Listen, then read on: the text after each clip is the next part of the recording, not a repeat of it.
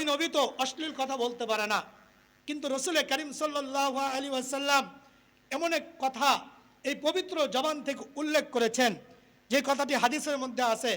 আল্লাহ রসুল সাল্লাল্লাহু আলাইহি ওয়াসাল্লাম বলেন, আর রিবা সাবউনা হুবা আইসারুহা আইয়ুনকিহার রাজুলু উম্মাহু, যে সুদের অনেকগুলো ক্ষতিকর বিষয় আছে, 70টি ক্ষতিকর আর অধিকও আছে, কিন্তু তার মধ্যে সর্বনিম্ন যেটা ক্ষতিকর বিষয় হলো যে সুদখোর সে নিজের আপন মার সাথে জেনা করে। রাহমাতুল্লাহি ওয়া বারাকাতুহু।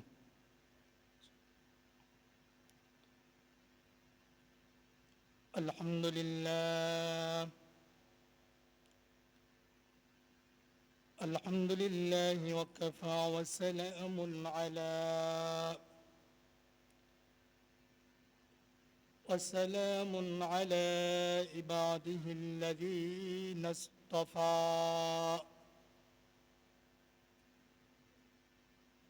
أما بعد فأعوذ بالله من الشيطان الرجيم.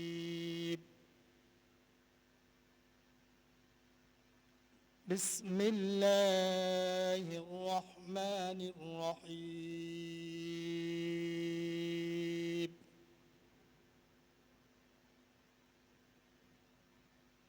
سبحان الذي أسرى بعبده ليلا من المسجد الحرام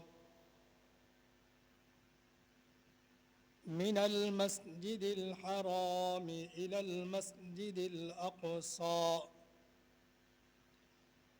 الذي باركنا حوله لنريه من آياتنا.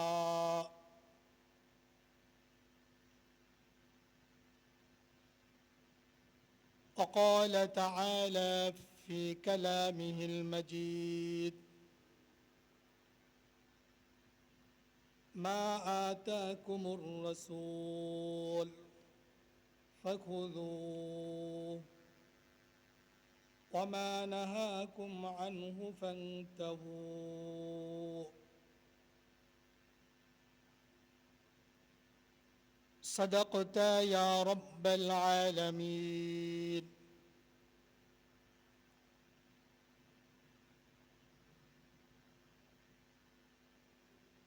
سبحانك لا علم لنا إلا ما علمتنا إنك أنت العليم الحكيم. اللهم صل على محمد وعلى آل محمد كما صليت على إبراهيم وعلى آل إبراهيم إنك حميد مجيد. اللهم بارك على محمد وعلى آل محمد كما باركت على إبراهيم وعلى آل إبراهيم إنك حميد مجيد. الحمد لله. সম্মানিত মুআজ্জাজ মুহতারাম মুসল্লিন ইকরাম, সর্বপ্রথম ওই মহান মালিকের দরবারে শুকরিয়া জ্ঞাপন করছি, যেই মহান মালিক আল্লাহ পাক রব্বুল আলামিন আমাকে আপনাকে মোহাব্বত করে আল্লাহর ঘর মসজিদে আসার এবং বসার তৌফিক দান করেছেন। আমরা প্রত্যেকেই আল্লাহ তাআলার দরবারে কালেমাতুশ শুকুর আদায় করি, আলহামদুলিল্লাহ। হাদিসের মধ্যে আল্লাহ রসুল হযরত মুহাম্মদুর রাসূলুল্লাহ সাল্লাল্লাহু আলাইহি ওয়াসাল্লাম বলেন, মসজিদে যদি কেউ এসে নামাজের জন্য অপেক্ষায় থাকে, তো যে পর্যন্ত নামাজের জন্য অপেক্ষারত অবস্থায় থাকবে, আল্লাহ পাক রব্বুল আলামিন তার আমল নামায় নামাজের সওয়াব লিখতে থাকবেন। এজন্য মসজিদে আগে আগে আসলে আমার আপনারই সবচেয়ে বেশি ফায়দা হয়। সম্মানিত হাজরিন,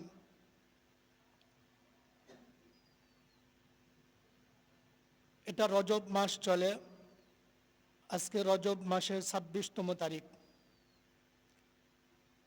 আল্লাহ পাক রব্বুল আলামিন হযরত মুহাম্মদুর রাসূলুল্লাহ সাল্লাল্লাহু আলাইহি ওয়াসাল্লামকে মেরাজ করিয়েছিলেন।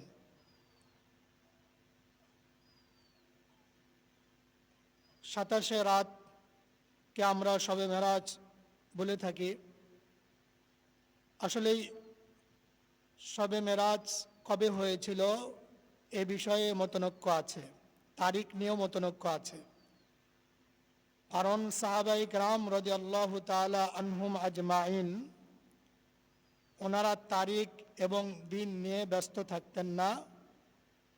ওনারা ওই বিষয় নিয়ে গুরুত্ব দিতেন যে এই বিষয়ে আমাদের করণীয় এবং বর্জনীয় কী।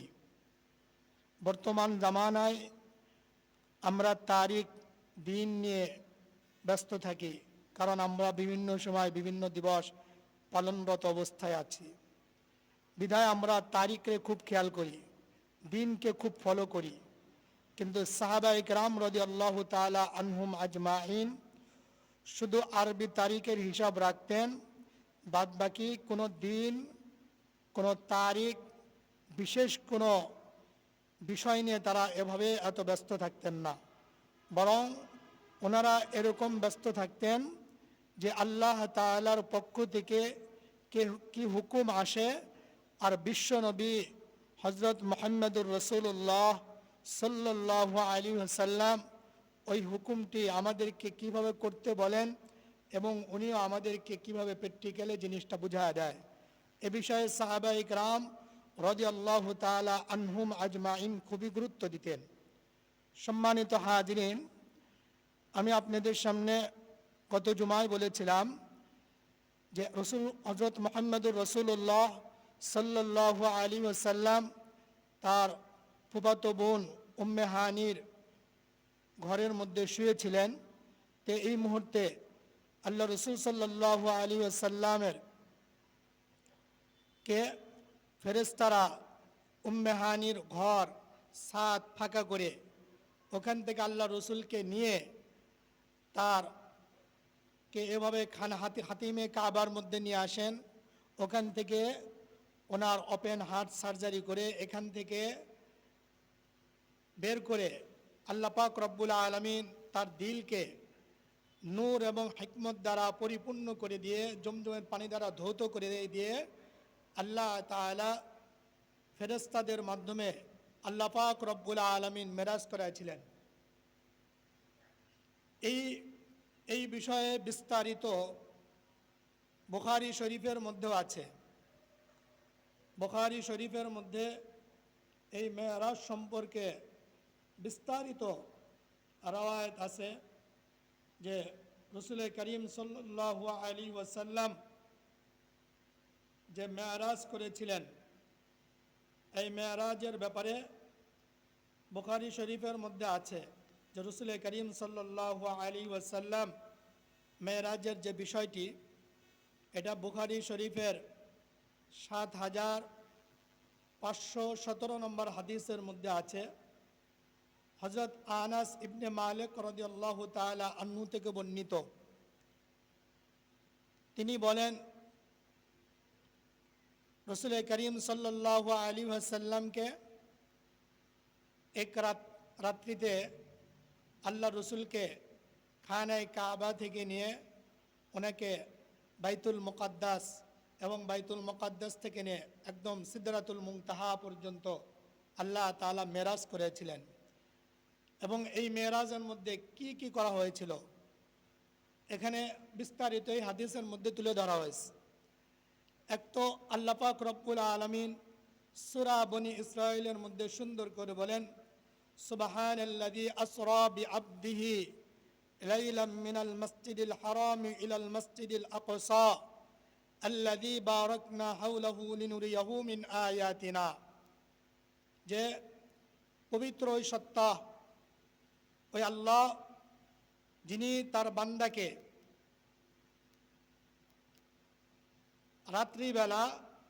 রাত্রিবেলা তিনি সফর করেছিলেন মিনাল মসজিদিল হারামি ইলাল মসজিদিল আকসা, মসজিদে হারাম থেকে নিয়ে মসজিদে আকসা পর্যন্ত।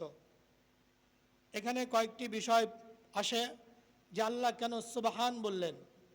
এখানে বলতে পারলেন আলহামদুলিল্লাহিল্লাযী আসরা, এ কথা বলতে পারতেন, কিন্তু আল্লাহ কেন সুবহান বললেন? কারণ আমরা প্রত্যেকেই জানি যে সুবহান আল্লাহ, এটা আমরা ওই সময় বলে থাকি কোনো আশ্চর্য ধরনের কোনো জিনিস দেখলে অথবা শুনলে আমরা বলি সুবহান আল্লাহ। কোনো প্রশংসা বিষয় যদি আমরা শুনি, শুকরিয়া আদায় করি আলহামদুলিল্লাহ। হ্যাঁ, তারপরে আল্লাহ তাআলার বরত্ব বিষয়ে যদি আমরা শুনি তা আল্লাহু আকবার বলি।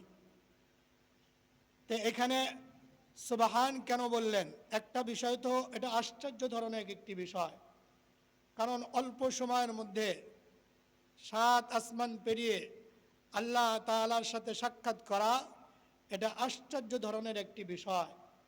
এজন্য সুবহান, কারণ এটা পৃথিবীর মানুষের কাছে অসম্ভব হলেও আল্লাহর কাছে এটা সম্ভব, আল্লাহর কাছে অসম্ভব নয়। অর্থাৎ আল্লাহ তাআলা করতে পারে না এমন কোনো বিষয় আল্লাহর কাছে নাই। অর্থাৎ না শব্দটি আল্লাহ তাআলার থেকে সরায় দেওয়া। যেমন আল্লাহ তাআলা ঘুমান না, তাহলে এটা সুবহান আল্লাহ। কারণ ঘুমান না, ঘুমাবে না, তাহলে কিভাবে কি করবে? হ্যাঁ, আল্লাহর দ্বারা সম্ভব। আল্লাহ ঘুমান না। আল্লাহ তাআলার ছেলে সন্তান নাই, এটা আল্লাহর দ্বারা সম্ভব। আর আল্লাহ পাক রব্বুল আলামিন যে হযরত মুহাম্মদুর রাসূলুল্লাহ সাল্লাল্লাহু আলাইহি ওয়াসাল্লামকে মেরাজ করিয়েছেন, এটা অসম্ভব কিছু নয়। আমাদের কাছে অসম্ভব মনে হলেও এটা আল্লাহর কাছে অসম্ভব কিছু নয়, এটা আল্লাহর কাছে সম্ভব। এজন্য আল্লাহ তাআলা প্রথমেই এদিকে ইঙ্গিত দিয়েছেন যে সুবহান, এটা আশ্চর্য ধরনের একটি ঘটনা আল্লাহ তাআলা বর্ণনা করতেছেন। এখানে আসরা মানে রাত্রির বেলা সফরকে আসরা বলে।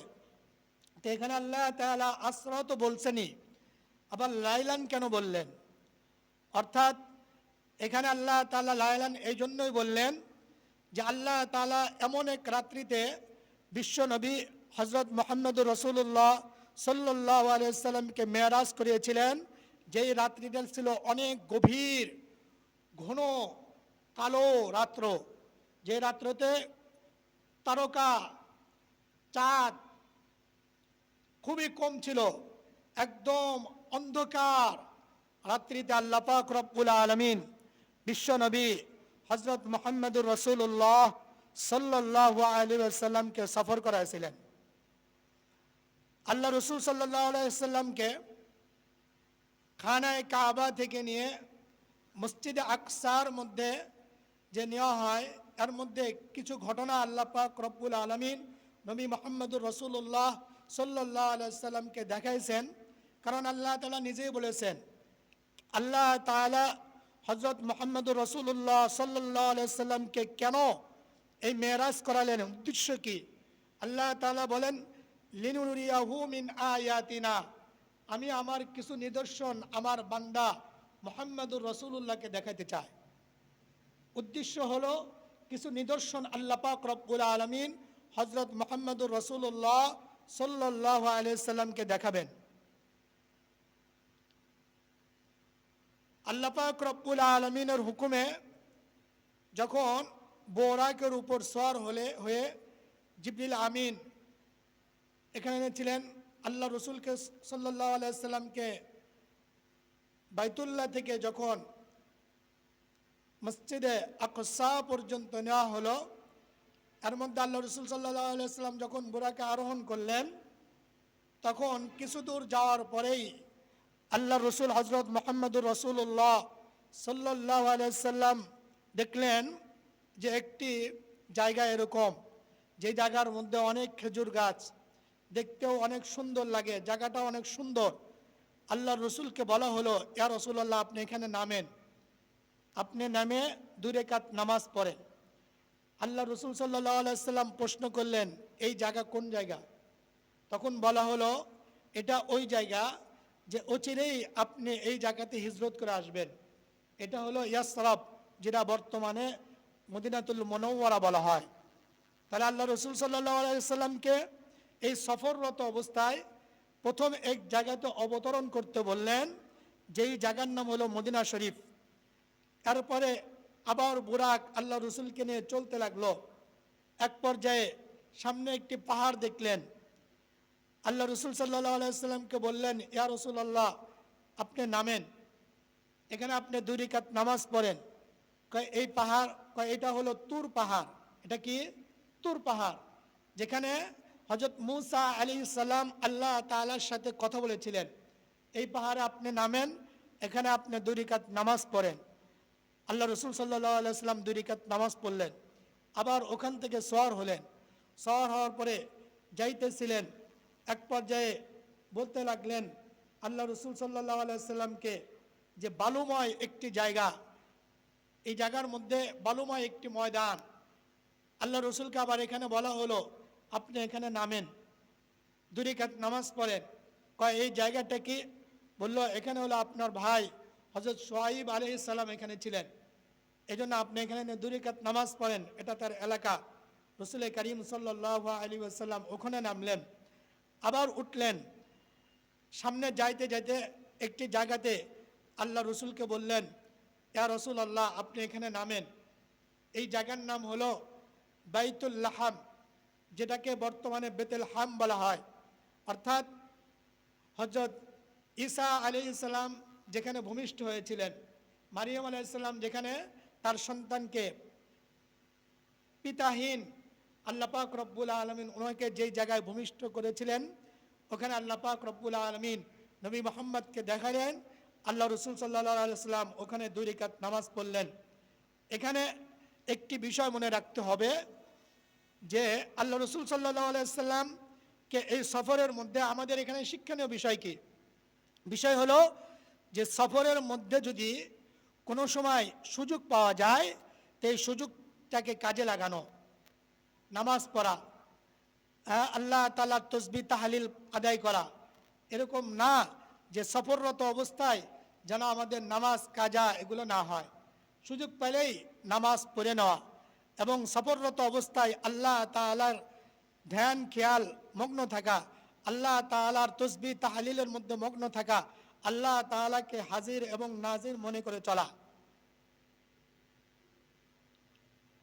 আর আল্লাহ রসুল সাল্লাল্লাহু আলাইহি সাল্লাম যেহেতু রাত্রিবেলা মেরাজরত অবস্থায় ছিলেন, এজন্য আল্লাহ তাআলা তাহাজ্জুদ নামাজ যেন রসুল থেকে ছুটে না যায়, এজন্য আল্লাহ তাআলা নবী মুহাম্মদকে 4 জায়গায় নামাজ পড়ায়া 8 রাকাত নামাজ পড়ানোর সুযোগ করে দিলেন।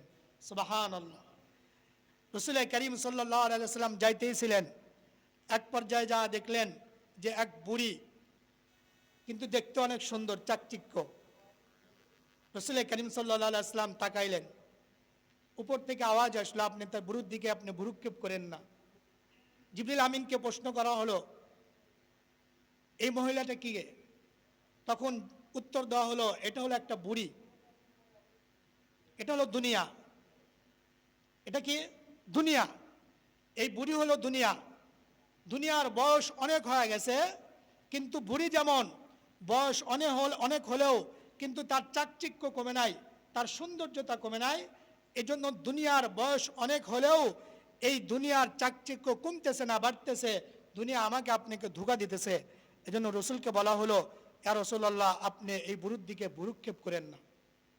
আল্লাহ রসুল সাল্লাল্লাহু আলাইহি সাল্লাম সামনের দিক আবার বুরাকের মধ্যে সওয়ার হতে যেতে লাগলেন। সামনে দেখলেন, যার মধ্যে দেখলেন যে এক বুড়া তার দিকে নজর দিয়েছে। আল্লাহ রসুল সাল্লাল্লাহু আলাইহি সাল্লামকে বলা হলো, আপনি বুড়ার দিকে তেমন ভ্রুক্ষেপ করেন না। প্রশ্ন করা হলো, এ বুড়াকে? তখন উত্তর দিল, এটা হলো শয়তান। এটা কি? শয়তান। এখান থেকে আমাদের শিক্ষণীয় বিষয় হলো যে সফররত অবস্থায় বেগানা নারীর দিকে, গায়রে মাহরাম নারীর দিকে, কোনো মহিলা, সুন্দর মহিলার দিকে আমরা নজর দেব না। কারণ এগুলা আমাকে আপনাকে ক্ষতিগ্রস্ত করবে, আমার আপনার ইমানকে ধ্বংস করবে। দুনিয়ার চাকচিক্যর মুহে আমাদের পড়া যাবে না। আর সফররত অবস্থায় আমাকে আপনাকে শয়তান ধোঁকা দিবে যে তুমি তো আজকে একা আছো, প্রতিদিন তো তোমার বাড়িতে কেউ না কেউ থাকে, আজকে তো তুমি অমুক হোটেলের মধ্যে আছো, আসো তুমি মদ পান করো, তুমি নারী নিয়ে আড্ডা করো। এগুলো আমাকে আপনাকে ধোঁকা দিতে পারে। এজন্য এখান থেকে আমাদের শিক্ষণীয় বিষয় যে সফররত অবস্থায় বেগানা নারীর দিকে আমরা নজর দেব না। আরেকটি বিষয় হলো যে সফররত অবস্থায় কোনো শয়তানের ধোঁকায় অসহায় পড়ে অশ্লীল বা খারাপ কাজের মধ্যে নিজেকে নিমজ্জিত করা যাবে না। রসুল করিম সাল্লাল্লাহু আলাইহি ওয়াসাল্লাম যাইতে লাগলেন। এক পর্যায়ে রসুল করিম সাল্লাল্লাহু আলাইহি ওয়াসাল্লাম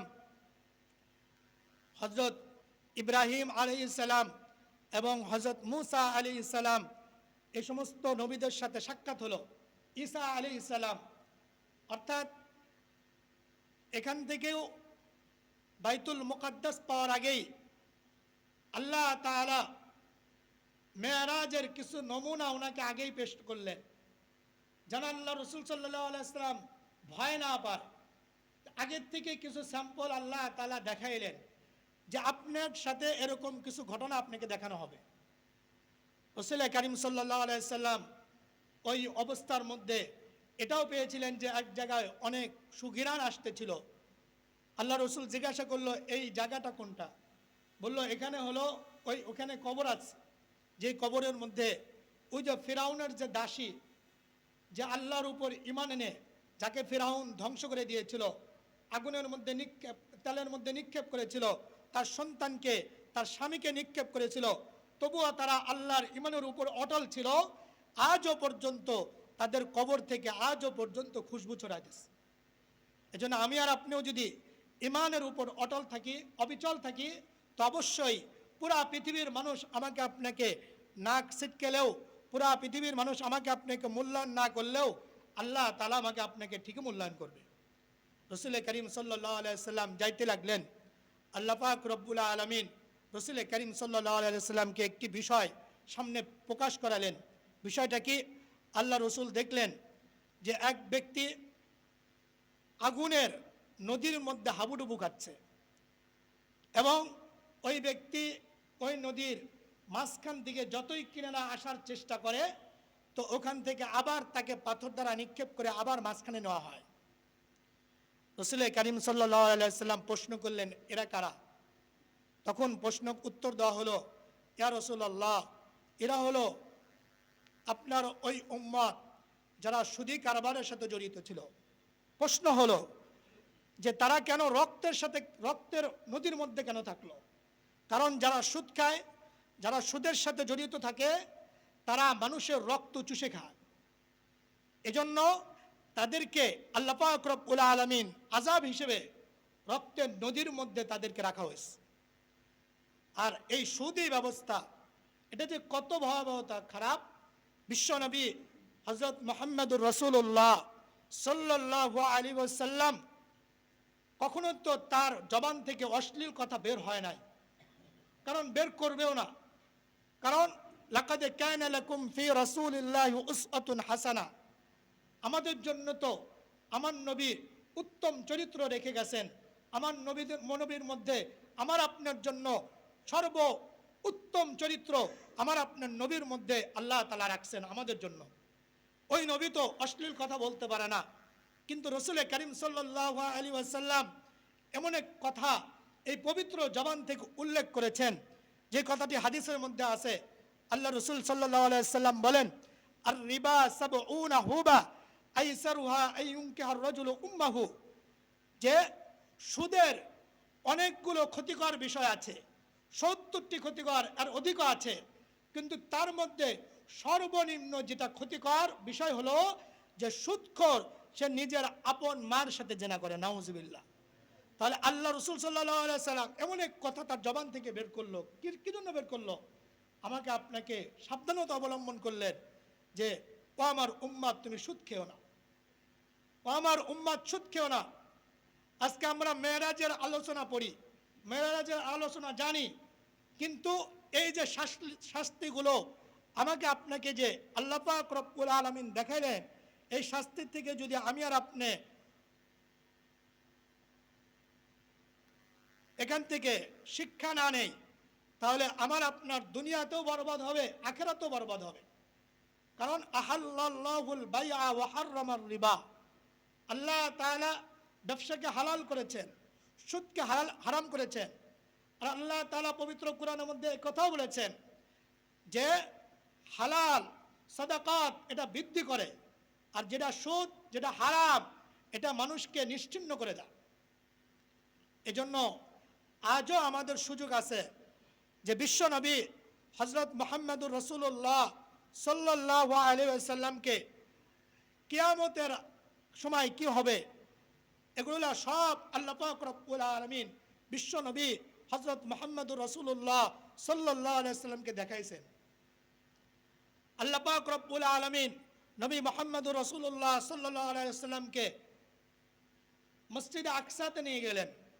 মসজিদে আকসার মধ্যে আল্লাহ রসুল সাল্লাল্লাহু আলাইহি ওয়াসাল্লাম যে বুরাক ছিলেন, এই বুরাক রশির মাধ্যমে একটি খুঁটির সাথে বাঁধা হলো।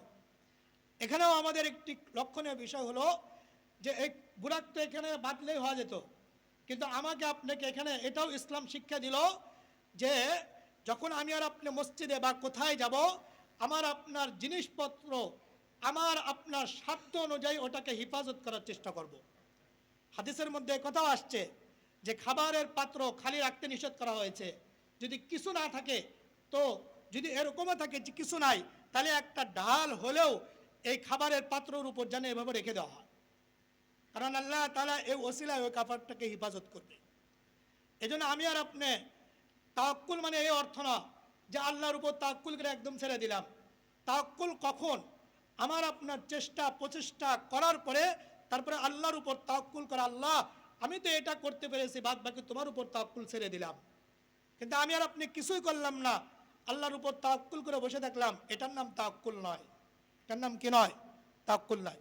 রাসূল করিম সাল্লাল্লাহু আলাইহি সাল্লাম বাইতুল মুকাদ্দাসে সমস্ত নবী রসুলদের সামনে নিয়ে আল্লাহ তাআলা সামনে উপস্থিত করা দিলেন। আল্লাহ রসুল সাল্লাল্লাহু আলাইহি সাল্লাম সমস্ত নবী রসুলের ইমামতের দায়িত্ব পালন করলেন। এজন্য রাসূল করিম সাল্লাল্লাহু আলাইহি সাল্লামকে বলা হয় ইমামুল আম্বিয়া, সমস্ত নবী রসুলের ইমাম হযরত মুহাম্মদুর রাসূলুল্লাহ সাল্লাল্লাহু আলাইহি সাল্লাম। আল্লাহ পাক রব্বুল আলামিন বাইতুল মুকাদ্দাস থেকে নিয়ে একদম 7 আসমান পেরিয়ে আল্লাহ পাক রব্বুল আলামিন আল্লাহ তাআলার সান্নিধ্যতা আল্লাহ তাআলার নিকটে নিয়ে আসলেন। ফাকানা কাবা কাউসাইন আও আদনা, একদম নিকটে নিয়ে আসলেন। এখানে প্রথম আসমানে আল্লাহ পাক রব্বুল আলামিন আদম আলাইহিস সালামের সাথে সাক্ষাৎ করেন। এভাবে যাইতে যেতে আয়াহুম ইব্রাহিম, আয়াহুম ইব্রাহিম। এখানে আমার উস্তাদ মুফতি ফজলুল হক আমিন সাহেব রহমতুল্লাহ আমাদেরকে বলতেন যে কোন আসমানে কোন নবীর সাথে আল্লাহ পাক রব্বুল আলামিনের নবীর দিদার হয়েছে, এটা মুখস্থ করার জন্য একটি শব্দ সবচাইতে গুরুত্বপূর্ণ, সেটা হলো আয়াহুম ইব্রাহিম। এই শব্দগুলো যদি আমরা মুখস্থ করি তাহলে বুঝতে আমাদের সক্ষম হবে। আয়াহুম ইব্রাহিম, প্রথমে হামজা, হামজা দ্বারা আদম আলাইহিস সালাম। আল্লাহ পাক রব্বুল আলামিন প্রথম আসমানে আল্লাহ পাক রব্বুল আলামিন হযরত মুহাম্মদুর রাসূলুল্লাহ সাল্লাল্লাহু আলাইহি সাল্লামকে আদম আলাইহিস সালামের সাক্ষাৎ করান। দ্বিতীয় আসমানে আইন দ্বারা ঈসা আলাইহিস সালামের সাথে সাক্ষাৎ করান। ইয়া দিয়ে আপনার হলো ইউসুফ আলাইহিস সালামের সাথে তৃতীয় আসমানে সাক্ষাৎ করান। তারপরে চতুর্থ আসমানে হামজা দিয়ে ইদ্রিস আলাইহিস সালামের সাথে আল্লাহ পাক রব্বুল আলামিন সাক্ষাৎ করান। আয়াহুম। তারপরে পঞ্চম আসমানে আপনার হারুন আলাইহিস সালামের সাথে আল্লাহ পাক রব্বুল আলামিন সাক্ষাৎ করান। তারপরে ষষ্ঠ আসমানে মুসা আলাইহিস সালাম, মিম দ্বারা মুসা আলাইহিস সালামের সাথে সাক্ষাৎ করান। তারপর সপ্তম আসমানে আল্লাহ পাক রব্বুল আলামিন হযরত ইব্রাহিম আলাইহিস সালামের সাথে হযরত মুহাম্মদুর রাসূলুল্লাহ সাল্লাল্লাহু আলাইহি সাল্লামকে সাক্ষাৎ করান। আর প্রতিটি আসমানেই ঢোকার সময় প্রশ্ন করা হয়েছিল যে কে, জিবরিল আমিনকে প্রশ্ন করা হয়েছিল ওই ব্যক্তিকে, তাকে কি আনানোর জন্য পাঠানো হয়েছে? তখন আল্লাহ রসুল সাল্লাল্লাহু আলাইহি সাল্লামের সাথে জিবরিল আমিন ছিলেন, তিনি বললেন যে হ্যাঁ, ওনাকে আনার জন্য পাঠানো হয়েছিল। তখন ফেরেশতারা আল্লাহ রসুল সাল্লাল্লাহু আলাইহি সাল্লামকে সালাম দিয়ে ইস্তেকবাল করে আল্লাহ রসুল সাল্লাল্লাহু আলাইহি সাল্লামকে নিকটে নিয়ে আসলেন। এক পর্যায়ে আল্লাহ পাক রব্বুল আলামিন যখন নবী মুহাম্মদুর রাসূলুল্লাহ সাল্লাল্লাহু আলাইহি সাল্লামকে একদম সামনে নিলেন, আল্লাহ পাক রব্বুল আলামিন সব কিছু দেখাইলেন, জান্নাত দেখাইলেন, জাহান্নাম দেখাইলেন, সব কিছু দেখাইলেন। এটাও দেখাইলেন যে একদল লোককে আগুনের কেসি দ্বারা জিহ্বা কাটা হচ্ছে। তখন আল্লাহ রসুল সাল্লাল্লাহু আলাইহি সাল্লাম প্রশ্ন করলেন, এরা কারা? তখন বললেন, ইয়া রাসূলুল্লাহ, এরা হলো আপনার উম্মতের খুতাবা, যারা খতিবগণ, বক্তাগণ, যারা বলতো কিন্তু তার উপর আমল করতো না। এজন্য আল্লাহ তাআলা আমাকেও মাফ করুক, যারা আমরা কথা বলি তাদেরকেও মাফ করুক, আমাদেরকে প্রতিটি কথার উপর যেন আল্লাহ তাআলা আমল করার তৌফিক দান করেন। এজন্য এটা প্রত্যেকেরই জরুরি, কারণ বলনেওয়ালার চাইতে আমলের মূল্য আল্লাহ তাআলার কাছে সবচেয়ে বেশি। কারণ আমি আর আপনি যতটুকু বলবো ওটা যদি আমল না করি, তো লিমা তাকুলুনা মা লা তাফআলুন, ও কথা কেন বলো যেটা তুমি নিজে করো না। আজকে বর্তমানে আমার আপনার কথা আর কাজে মিল নাই। বর্তমানে এই যে বাংলাদেশের মধ্যে যে বিশৃঙ্খলা হচ্ছে, এটা একমাত্র হলো আমি আর আপনি বলতেছি কোরআনের আইন প্রতিষ্ঠিত করব, আমি আর আপনি বলতেছি ইসলামী হুকুমত কায়েম করব, আমি আর আপনি বলতেছি এই করব সেই করব, কিন্তু আমাকে আপনাকে যখন প্রশ্ন করা হতেছে আমি আর আপনি যদি ক্ষমতা যাই তাহলে তখন কি করবেন? তখন আমি আর আপনি বলতেছি না, ইসলামী হুকুমত অনুযায়ী আমরা দেশ পরিচালনা করব না। তাহলে এই যে বর্তমানে আমি আর আপনি বলতেছি অনেক কিছুই বলতেছি, কিন্তু আমার আপনার ভিতরে আমলের পরিবর্তন নাই, আমার আপনার মধ্যে ওই কথাটা আমল দ্বারা আমি আর আপনি স্বীকৃতি দিচ্ছি না, তাহলে আমার আপনার মধ্যে মানুষ এটাই বলবে যে আমি ধোঁকাবাজ, আমার কথার সাথে কাজের মিল নাই। যদি আমার আপনার কথার সাথে যদি কাজে মিল না হয় তাহলে কিয়ামত এসে যাবে, কিন্তু কখনোই আমার আপনার কথা দ্বারা কোনো মানুষ লাভবান হবে না। এই জন্য আমার আপনার উচিত হলো যে যতটুকু কথা বলবো ওই কথা অনুযায়ী আমল করার চেষ্টা করব।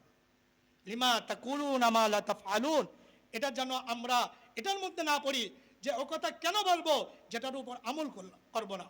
আরে ভাই, আমার আপনার নবী, বিশ্ব নবীর যুগে যদি আমরা তাকাই, বিশ্ব নবী হযরত মুহাম্মদুর রাসূলুল্লাহকে প্রশ্ন করা হয়েছিল, হে মুহাম্মদ, তুমি চুপ হয়ে যাও, তুমি কি ক্ষমতা চাও? তুমি যদি ক্ষমতা চাই আমি তোমাকে ক্ষমতা দেব, তুমি যদি চাও নারী চাও তো তোমাকে নারী দেব, তুমি যদি রাজত্ব চাও তো রাজত্ব দেব, তুমি যদি টাকা চাও তো টাকা দেব। কিন্তু বিশ্বনবী কি বলেছিলেন? আমি ক্ষমতা চাই না, আমি নারী চাই না, আমি টাকা চাই না। ঠিক তেমনি ভাবে আপনি সাহাবায়ে কেরামের দিকে তাকান, সাহাবায়ে কেরাম যখন বড় বড় বাদশাদের দরবারে গেছে, আল্লাহ রসুলের একটা সুন্নাহ, আল্লাহর একটা বিধানকেও এরকম করে নাই, তারা ওটাকে অমনোযোগী করে নাই। এমনকি প্রতিটা বিধানকে সাহাবায়ে কেরাম আল্লাহর রসুল হযরত মুহাম্মদুর রাসূলুল্লাহ সাল্লাল্লাহু আলাইহি সাল্লাম প্রতিটি আদর্শকে তারা এভাবে বাস্তবায়ন করেছে যে প্রয়োজনে তারা জান দিতে কুরবান হয়েছে, কিন্তু রসুলের একটা আদর্শ, আল্লাহর একটা হুকুমকে এদিক সেদিক তারা করতে দেয় নাই। বিদায় আজও পর্যন্ত আমাদের পর্যন্ত এই যে ইসলাম এসেছে এটা রসুলের কুরবানি, সাহাবায়ে কেরামের কুরবানি। কিন্তু আজ আমরা দুনিয়ার মধ্যে সাফল্যতা চাচ্ছি, ক্ষমতা চাচ্ছি, মনে হয় যে আমাদের ক্ষমতাই আসল, মনে হয় যে আমাদের দুনিয়ায় আসল, আমাদের দুনিয়ায় আসল। না ভাই, সবার আগে আমাদের ঈমান, সবার আগে আমাদের কি? সবার আগে আমাদের দেশ নয়, সবার আগে আমাদের ঈমান, সবার আগে আমাদের ঈমান। যদি আমার আপনার ঈমান না টেকে তো দেশটিকে আপনি কি করবেন? যদি আমার আপনার ঈমান না টেকে তো রাজনীতি টিকায় কি করবেন? যদি আমার আপনার ঈমান না থাকে তো কবরে গিয়ে আমার আপনার লাভ হবে কি বলেন? আজকে আমার আপনার মধ্যে এই দুনিয়ার এমন চাকচিক্য ঢুকে গেছে যে আখেরাতকে আমরা ভুলে গেছি, আখেরাতকে আমরা ভুলে গেছি। রাসূল করিম সাল্লাল্লাহু আলাইহি সাল্লাম মেরাজে যখন গেলেন, আল্লাহ রসুল সাল্লাল্লাহু আলাইহি সাল্লামকে 5 ওয়াক্ত নামাজের যে ব্যবস্থা করে দেওয়া হলো, তো এটা কেন দেওয়া হলো? আল্লাহ রসুল সাল্লাল্লাহু আলাইহি সাল্লামকে একথাও বলা হলো যে আপনার উম্মত যদি 5 ওয়াক্ত নামাজ পড়ে তো আমি আল্লাহ তাদেরকে 50 ওয়াক্ত নামাজের সওয়াব দান করব। আপনার উম্মত, এটা বুখারী রওয়ায়াত, আপনার উম্মত যদি একটি সওয়াবের কাজ করে আমি 10টি সওয়াবের নেকি আপনার উম্মতের আমলনামায় রেখে দেব। তাহলে এমন এক রসুল, এমন এক নবীকে আমরা পেয়েছি, কিন্তু আজ বড় দুঃখের সাথে বলতে হয় যে আজকে আমরা মুসলমান এমন পর্যায়ে চলে গেছি যে আমরা নামাজের তেমন গুরুত্ব দেই না। এখানে কয়েকটি বিষয়। প্রথম বিষয় হলো যে হযরত মুহাম্মদুর রাসূলুল্লাহ সাল্লাল্লাহু আলাইহি ওয়াসাল্লামকে আল্লাহ তাআলা কেন দেখাইলেন? কারণ আল্লাহ পাক রব্বুল আলামিন আল্লাহ রাসূল সাল্লাল্লাহু আলাইহি ওয়াসাল্লাম হাদিসের মধ্যে বলেন, যে হাদিসটি বুখারী শরীফের ৭,৪৯৮ নম্বর হাদিস। আল্লাহ রাসূল সাল্লাল্লাহু আলাইহি ওয়াসাল্লাম বলেন যে আল্লাহ তাআলা বলেন যে আমি আমার বান্দাদের জন্য এমন জান্নাত তৈরি করে রাখছি যেই জান্নাত কোনো চোখ এ পর্যন্ত দেখে নাই, আর ওই জান্নাতের বিষয় কোনো চোখ এ পর্যন্ত শুনেও নাই, কোনো কলবও ওই জান্নাতের বিষয় কল্পনাও করে নাই, যেটা আমি আমার মুমিন বান্দার জন্য জান্নাত বানাইছি। তাহলে দেখেন, এই জান্নাত, জাহান্নাম, পুলসিরাত, আখিরাত, এগুলো এমন এক ব্যক্তিকে আল্লাহ পাক রব্বুল আলামিন দেখাইছেন, তিনি হলো সাইয়্যিদুল আম্বিয়া, খাতামুল আম্বিয়া, হযরত মুহাম্মদুর রাসূলুল্লাহ সাল্লাল্লাহু আলাইহি সাল্লামের কে দেখাইছেন। যদি আমাকে আপনাকে দেখাইতো তো অনেকেও অস্বীকার করত, কিন্তু আল্লাহ পাক রব্বুল আলামিন ইমামুল আম্বিয়া, সমস্ত নবীর ইমাম, সমস্ত নবীর সর্দার হযরত মুহাম্মদুর রাসূলুল্লাহ সাল্লাল্লাহু আলাইহি সাল্লামকে দেখাইছেন, যেই নবীকে সবচেয়ে বড় মুআজিজা দান করা হয়েছে সেটা হলো কোরআনে কারীম। আল্লাহ পাক রব্বুল আলামিন ওই নবীকে দেখাইছেন। তো আল্লাহ পাক রব্বুল আলামিন একথাও আল্লাহ পাক রব্বুল আলামিন বলেছেন যে আল্লাহ রাসূল সাল্লাল্লাহু আলাইহি সাল্লাম বলেছেন, হাদিসের মধ্যে আছেন যে বুখারী শরীফের এই হাদিসের মধ্যে আছে, বুখারী শরীফের ৪৫৩৪ নম্বর হাদিস। ইবনে মাসউদ রাদিয়াল্লাহু তাআলা আনহু থেকে বর্ণিত, সাহাবায়ে কেরাম জিজ্ঞাসা করলেন, ইয়া রাসূলুল্লাহ আইয়ুল আমালি আফদল, কোন আমল সবচেয়ে বেশি প্রিয়? আল্লাহ রাসূল সাল্লাল্লাহু আলাইহি সাল্লাম বলেন, as-salatu li waqtiha, ওয়াক্তমতো নামাজ আদায় করা, বিররুল ওয়ালিদাইন, পিতামাতার খেদমত করা, আরেকটি হলো সুম্মাল জিহাদু ফি সাবিলিল্লাহ, আল্লাহর রাস্তায় জিহাদ করা। আল্লাহ রাসূল সাল্লাল্লাহু আলাইহি সাল্লাম মেরাজে গিয়েছেন, মেরাজে যাওয়ার পরেও কিন্তু আমাকে আপনাকে ভুলে নাই। আল্লাহ রসুলকে সালাম দেওয়া হয়েছে, কিন্তু আল্লাহ রসুল সাল্লাল্লাহু আলাইহি সাল্লাম আমাদের উপরেও সালামের কথা আল্লাহর কাছে বলছেন, যেটা আমরা আত্তাহিয়াতুর মধ্যে দেখে থাকি। আরেকটি বিষয় হলো সূরা বাকারার শেষের 2 আয়াত, আল্লাহ পাক রব্বুল আলামিন বিশ্ব নবীকে ওই সময় দান করেছেন, 5 ওয়াক্ত নামাজ দান করেছেন। আল্লাহ তাআলার রসুল যেহেতু আল্লাহর সাথে সাক্ষাৎ করেছেন, আল্লাহর সাথে কথা বলেছেন, এজন্য এই উম্মতের জন্য আল্লাহ তাআলা এমন একটি ব্যবস্থা আল্লাহ তাআলা করেছেন। হাদিসের মধ্যে আছে, বুখারী শরীফের 415 অথবা 16 নম্বর হাদিসের মধ্যে আল্লাহ রাসূল সাল্লাল্লাহু আলাইহি সাল্লাম বলেন, ইন্নাল মুমিনিনা ইযা কানা ফিস সালাত ফা ইন্নামা ইনাজি রাব্বাহু, যে যখন মুমিন ব্যক্তি নামাজ পড়ে সেজন্য আল্লাহর সাথে কথা বলে। সেজন্য কার সাথে কথা বলে? আল্লাহর সাথে কথা বলে। এজন্য আমার রাসূল আল্লাহর সাথে কথা বলেছেন সরাসরি। আমাকে আপনাকেও আল্লাহর সাথে কথা বলার ব্যবস্থা আল্লাহ করে দিয়েছেন, সেটা হলো নামাজ। সেটা কি? নামাজ। আসুন আমরা 5 ওয়াক্ত নামাজ পড়ি। আসুন আমরা প্রতিটি মুসলমান সুদ, ঘুষ, পাপাচার এবং অশ্লীল কাজ, ইসলাম যেগুলোকে সাপোর্ট করে না, এগুলো থেকে আমরা বিরত থাকি। ইসলামের জন্য কাজ করি, আল্লাহর জন্য কাজ করি, দ্বীনের জন্য কাজ করি, আখিরাতের প্রস্তুতি নেই। 5 ওয়াক্ত নামাজ জামাতের সাথে আদায় করি, অপরের হক আদায় করি, নিজের উপর জুলুম না করি, গুনাহ না করি। আল্লাহ তাআলা যদি আমাকে আপনাকে এইভাবে জীবনযাপন করার তৌফিক দান করেন, তো ইনশাআল্লাহ দুনিয়াতেও আমাদের সম্মান আসবে, দুনিয়াতেও আমাদের ইজ্জত আসবে, দুনিয়াতেও ক্ষমতা আমাদের হাতে আসবে। আর যদি আমরা দুনিয়া লোভী হই, কোরআন এবং সুন্নাহকে ছেড়ে দেই, নিজের আদর্শকে ছেড়ে দেই, আল্লাহ রসুলের আদর্শকে ছেড়ে দেই, কোরআনের আদর্শকে ছেড়ে দেই, দুনিয়াকে প্রাধান্য দেই, তো আমাদের সামনে লাঞ্ছনা, বেইজ্জতি এটা আমাদের জন্য অপেক্ষা করতেছে। নাউজুবিল্লাহ। এজন্য আসুন আমরা প্রত্যেকেই কোরআন সুন্নাহর উপর নিজের জীবন গড়ি, মন গড়া, নিজের স্বার্থ উদ্ধারের জন্য আমরা কেউ কোনো কাজ না করি। আল্লাহ তাআলা আমাদের সকলকে দুনিয়া এবং আখিরাতে একসাথে থাকার তৌফিক দান করেন। এবং কোরআন সুন্নাহর উপর সঠিক উপর আমল করার তৌফিক দান করেন। ওয়া আখিরু দাওয়ানা আলমিন।